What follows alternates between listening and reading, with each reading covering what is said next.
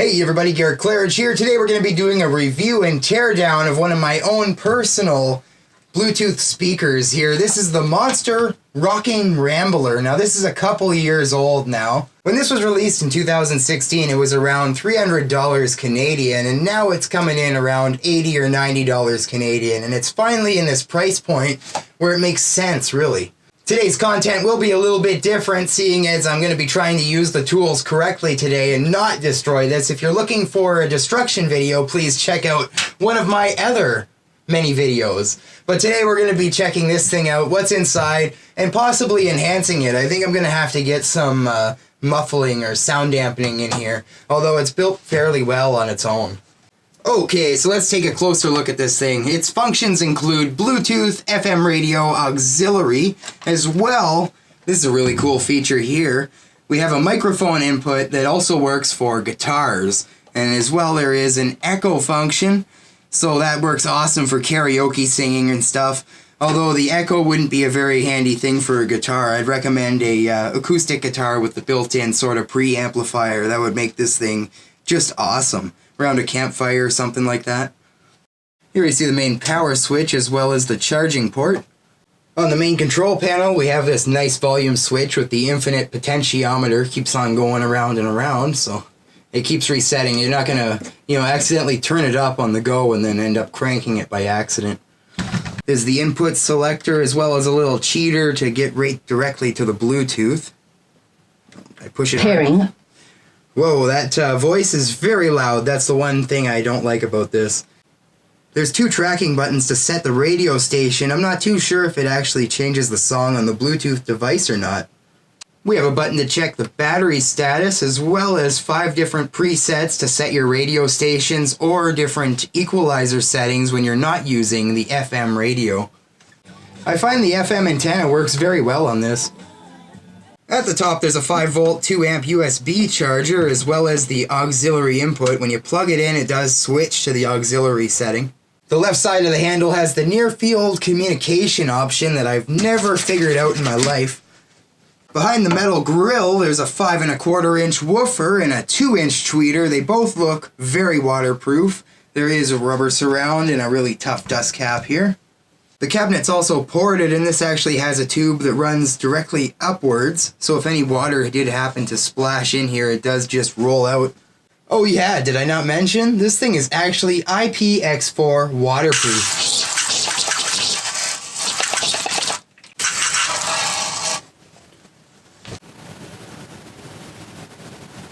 Now the wiring for the tweeter is crazy short in here, although we're still able to see what's going on with this woofer, and it's awesome. So here's the model number of our woofer. If anyone recognizes this, please leave a comment. I'd love to know.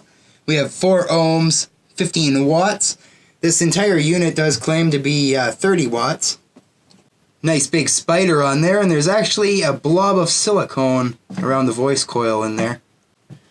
Now this tweeter is pretty interesting. Check it out. It's not even coming out of the cabinet because the magnet is so huge.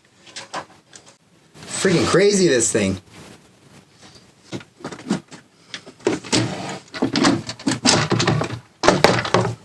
Oh, yeah.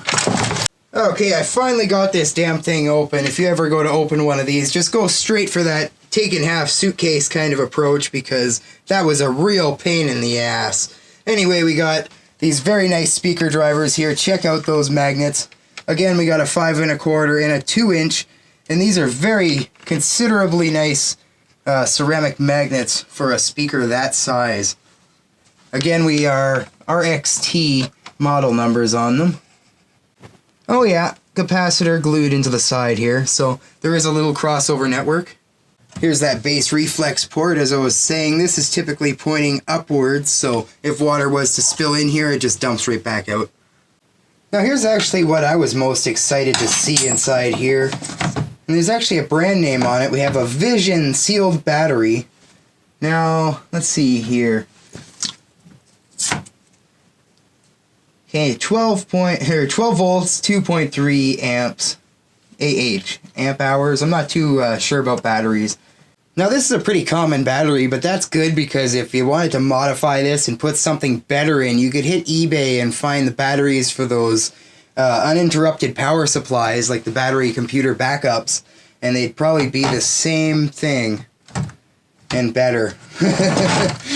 Anyway, this does last. They claim 18 hours of battery time on here. I never actually killed it before, although I don't use it for a very long period of time. So here we have the amplifier, screen, and controls all in one module. Not too bad, but a little chintzy. It does seem to have a bit of power behind it. We can also see an antenna running along the inside of this, all around it. That's probably why it had such good FM reception. Now, while I'm in here, I'm going to be adding a bit of acoustic foam. I actually got this out of an old speaker, a Kenwood speaker. I did say I was going to be using this stuff again, and here it is. So all I have to do really is find some places inside the cabinet here that aren't going to interfere with the electronics, you know, overheat and all that. So places like right in here, mold it all around inside. I'm just going to add a little bit of hot glue. Not too much. It doesn't need very much of it, just to keep it in place, because this does get bumped around quite a bit.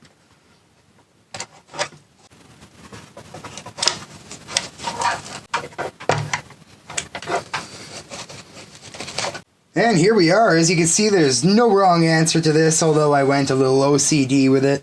Used up what I had, stayed away from the battery, kept clear of all the electronics. So the idea behind the acoustic foam is it's going to add density to the cabinet. Instead of being a plastic piece of crap, it's going to seem a little more solid, not going to be shaking around as much. As well, it's going to be adding a bit of bass response to the woofer. I find that it makes it a little more punchy, a lot more musical perhaps. There's not as much resonance going on in here bouncing around. The less chance for sound to bounce around in this cabinet, the better, really. So here we have it all back together, and let me tell you, just a little bit of foam inside, that added a lot of rigidity to this, and it's sounding a lot more solid. It's sounding a lot more like a wooden speaker cabinet now.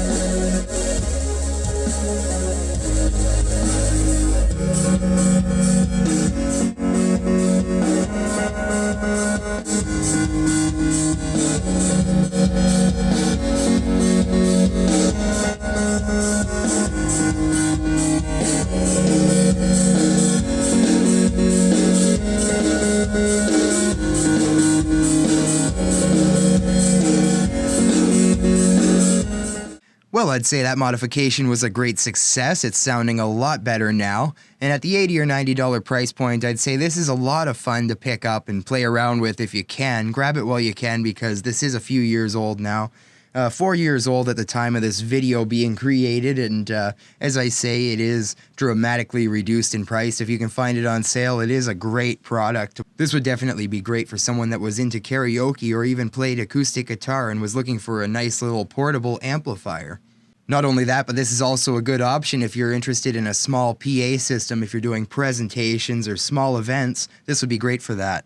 There are a couple of negatives about this, and first off, there is no strap included. I did have to provide my own vintage camera strap, which was no big deal. If you're into photography, you tend to have a bunch of these around, or you could steal one off of a tool bag. And the biggest problem I find of all is the auto-off power save feature. If you do not use the back switch and shut it off correctly, it does dramatically reduce the battery life. I would like to mention this video was in no way sponsored by Monster and is my own opinion.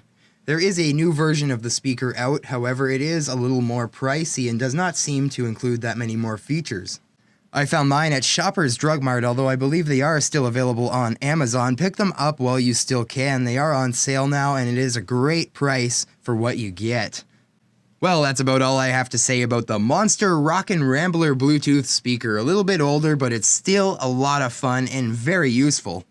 If you enjoyed today's content, don't forget to drop a like and subscribe. Thanks for watching, everybody. Have a great day.